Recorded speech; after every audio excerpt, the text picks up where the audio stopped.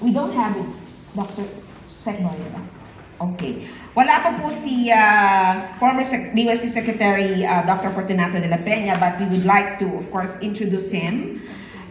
We are also proud to have Dr. Fortunato T. de la Peña coming later, whose lifelong dedication to science and technology has greatly impacted industrial activity programs for MSMEs. His leadership as the former Secretary of the DOST has contributed to the advancement of research and development, technology transfer, S&T Human Resource Development. He steered the DOST to make science truly in the service of the Filipino people. That's our slogan back then, science for the people. That's our dear academician for tomorrow, okay, Fortunato T. de la Peña. Last but not least, we welcome our new corresponding member, Dr. Homer D. Pantua.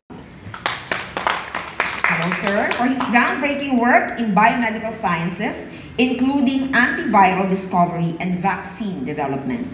He has played a key role in establishing a pioneering life science company and fostering research collaborations in the Philippines.